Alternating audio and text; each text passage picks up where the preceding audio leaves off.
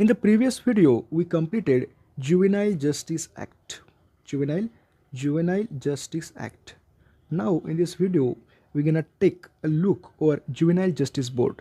याद रखना, everything is link. Legal procedure में अपन जो चीज़ें पढ़ रहे हैं, each and everything is link. So you have to keep a major understanding every point.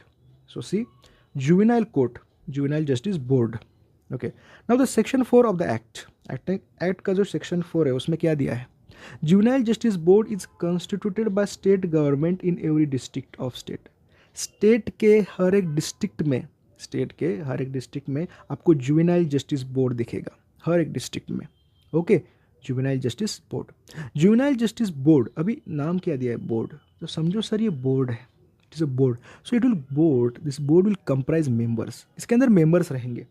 तो मेंबर कितने रहेंगे सर? 3 मेंबर रहेंगे.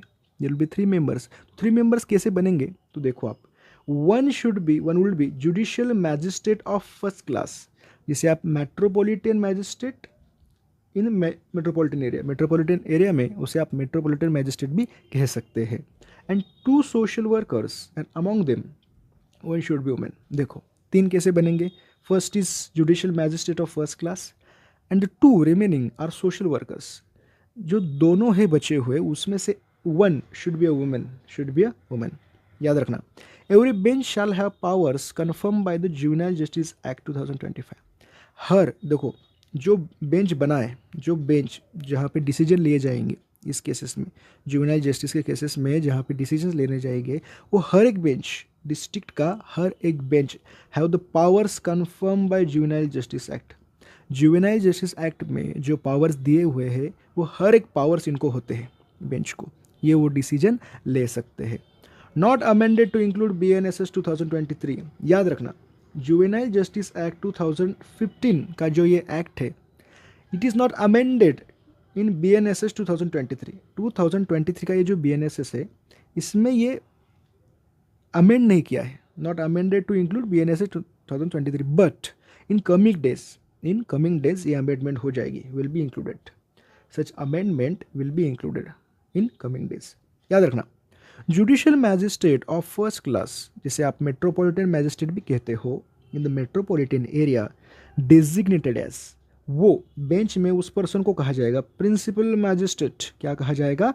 Principal magistrate. Okay, judicial magistrate of first class should have at least 3 years of experience. अगर उसे bench में principal magistrate बनना है तो एटलीस्ट उनके पास 3 years ऑफ एक्सपीरियंस होना चाहिए. At least 3 years of experience. याद रखना, जो दोनों सोशल वर्कर मैंने आपको बोले थे, the 2 members are social worker actually involve in health, education और welfare activities. They should be actively involve in health, education और वेलफेयर एक्टिविटीज़. ये सोशल एक्टिविटीज़ में भी इन्वॉल्व होनी चाहिए. और रिलेटेड टू, और they should be related to children. They should be working with amenities related to children for at least 7 years.